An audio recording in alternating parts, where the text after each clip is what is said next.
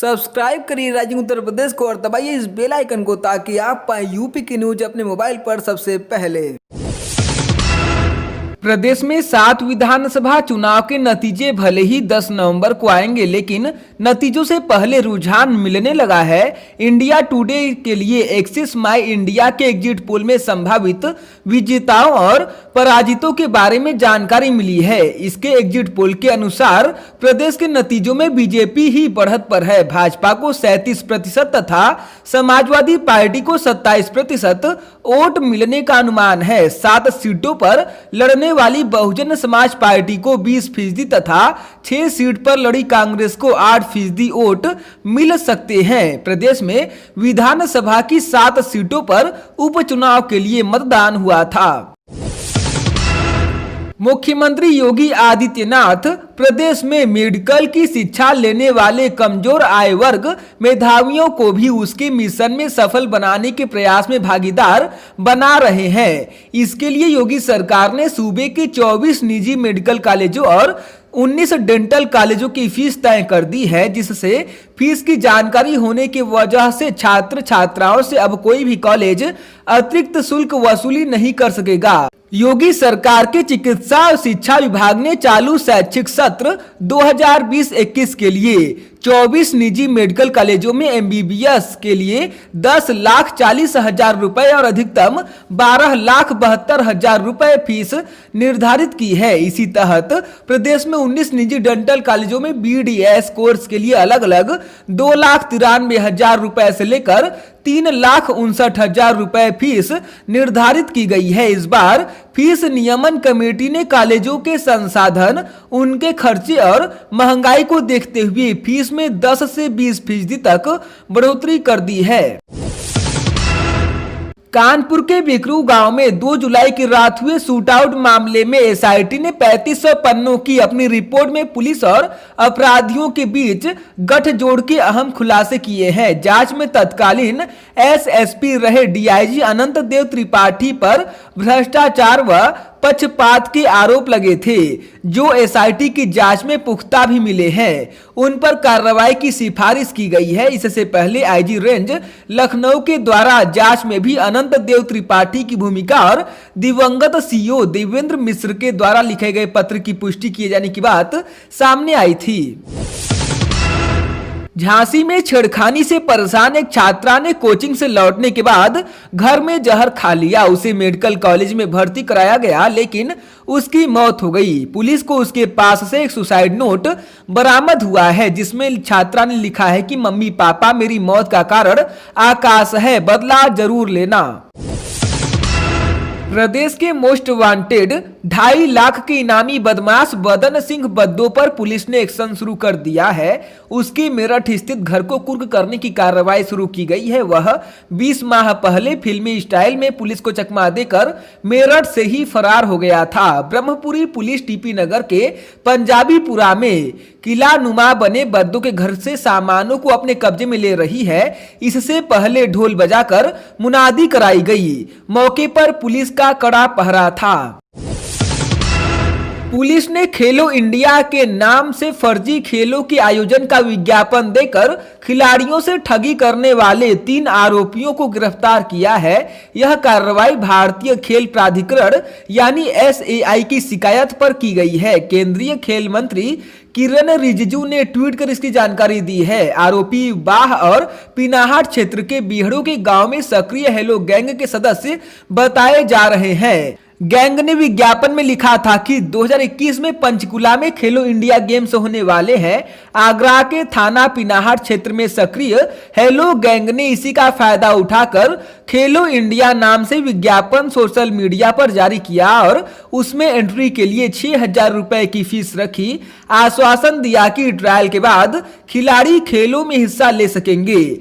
पूरे देश से खिलाड़ियों ने आवेदन किया और दिए गए खाते में तय फीस जमा कर दी, लेकिन जब कोई भी खिलाड़ी को ट्रायल न तारीख मिली और न ही आयोजन संबंधित कोई जानकारी मिली तो उन्हें ठगी का एहसास होने लगा। मामला भारतीय खेल प्राधिकरण तक पहुंचा। उसके बाद कार्रवाई हुई और गिरफ्तार किया गया।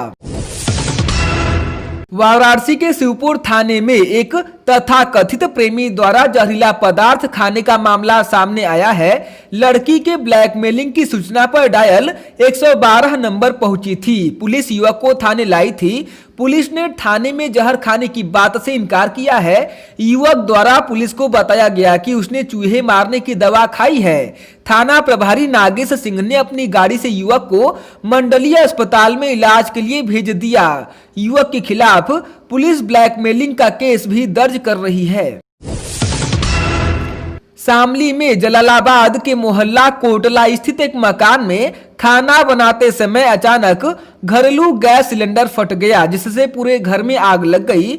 इस हादसे में मेहरुनिसा नाम की महिला व पड़ोसी युवक झुलस गया। दोनों को थाना भवन अस्पताल में भर्ती करवाया गया है। पड़ोसियों की मदद से फायर सर्विस के कर्मियों ने आग पर काबू पा लिया है, लेकिन इस अग्निकांड में पूरी गृहस्थी जलकर राख हो गई है।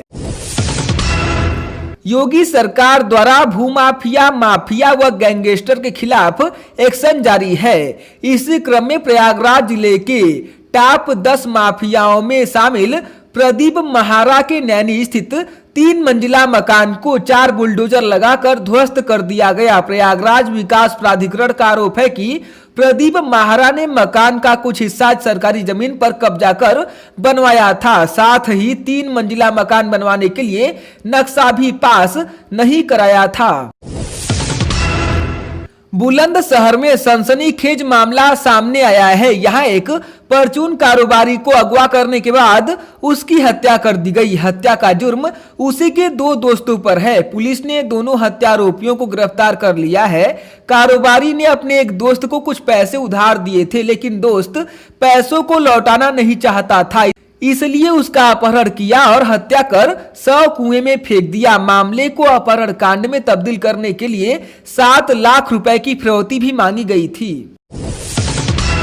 प्रधानमंत्री नरेंद्र मोदी अपने संसदीय क्षेत्र काशी में कल वर्चुअल कार्यक्रम के दौरान 622 करोड़ रुपए की लागत से 33 परियोजनाओं का लोकार्पण और शिलान्यास करेंगे। जिला प्रशासन के पास पीएमओसी की सूचना आ चुकी है। पीएम स्मार्ट सिटी के तहत वार्डों की विकास के तमाम परियोजनाओं का शिलान्यास करेंगे। पीएम मोदी के कार्यक्रम को बड़े स्क्रीन पर 6 जगहों पर लाइव दिखाने की तैयारी भी चल रही है, जिसमें कमिश्नरी सभागार, सर्किट हाउस, सुलटंकेश्वर, बड़ा लालपुर, दशाश्वमेध और बाबतपुर एयरपोर्ट शामिल है। पीएम डीजल रेल इंजन कारखाने के नामकरण का भी उद्घाटन करेंगे। भगवान राम की नगरी अयोध्या में करीब 5 सदी बाद दिवाली पर भव्य दीपोत्सव का सपना साकार होगा। योगी आदित्यनाथ सरकार इस बार यहां दीपोत्सव को वैश्विक बनाने के लिए कोई कसर नहीं छोड़ रही है। सीएम योगी आदित्यनाथ भी 13 नवंबर को अयोध्या में रामलला के साथ हनुमानगढ़ी में दर्शन कर भव्य दीपोत्सव के साक्षी बनेंगे। 5 अगस्त को श्री राम जन्मभूमि मंदिर का भूमि पूजन करने के बाद पीएम मोदी भी 13 नवंबर को वर्चुअल रूप से दीपोत्सव से जुड़ेंगे। दीपावली से पहले मुख्यमंत्री योगी आदित्यनाथ ने गोरखपुर को करीब 216 करोड़ रुपए की बिजली परियोजनाओं का उपहार दिया है। सीएम योगी ने 94.95 करोड़ रुपए की 7 परियोजनाओं का शिलान्यास, 12 करोड़ रुपए की 6 परियोजनाओं का लोकार्पण और 108 करोड़ 50 लाख रुपए की 4 नई योजनाओं की घोषणा की। प्रदेश के हर घर को रोशन करने की प्रतिबद्धता दोहराते हुए उन्होंने कहा कि ईज ऑफ लिविंग सरकार की प्राथमिकता है। वैश्विक महामारी कोरोना वायरस संक्रमण के प्रसार को लेकर बेहद सजग मुख्यमंत्री योगी आदित्यनाथ ने कोविड-19 को लेकर सभी डीएम व एसएमओ को सुबह व शाम को अतिरिक्त सक्रिय रहने का निर्देश दे रहे हैं। उन्होंने अपने सरकारी आवास पर अनलॉक 6 तथा कोविड-19 के साथ विकास कार्य की टीम 11 के साथ समीक्षा की। राजधानी लखनऊ में प्रदूषण के मामले में देश की राजधानी दिल्ली को भी पीछे छोड़ दिया है। लखनऊ में प्रदूषण का स्तर बेहद खतरनाक स्तर पर पहुंचने पर अधिकारियों की भी आंख खुल गई है। जिलाधिकारी लखनऊ ने प्रदूषण बढ़ने के मामले में ड्यूटी पर लापरवाही बरतने पर क्षेत्रीय अधिकारी प्रदूषण नियंत्रण बोर्ड का वेतन रोक दिया है।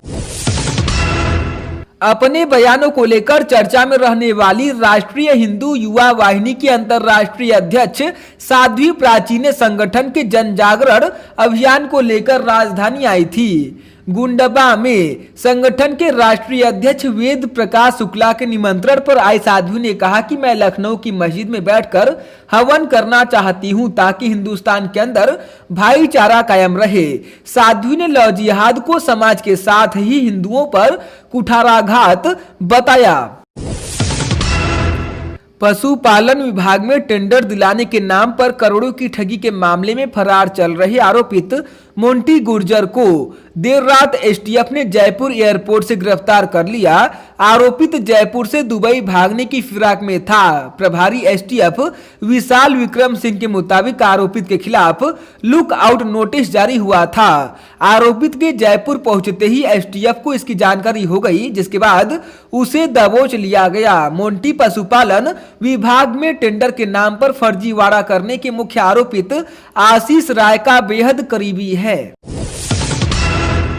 गाजीपुर कोतवाली थाना के बवेड़ी गांव स्थित मुख्तार अंसारी की पत्नी आफसा अंसारी की करोड़ों की जमीन को जिला प्रशासन ने देर शाम कुर्क कर लिया। इस दौरान वहां बड़ी संख्या में फोर्स तैनात रही। कुर्क जमीन की वास्तविक कीमत का आकलन किया जा रहा है। इससे पूर्व उनके गजल होटल को प्रशासन द्वारा ध्वस्त किया जा चुका है। वहीं कुछ दिनों पूर्व आसफा अंसारी अपने परिवार वालों की सुरक्षा के लिए राष्ट्रपति रामनाथ कोविंद से गुहार लगा चुकी हैं।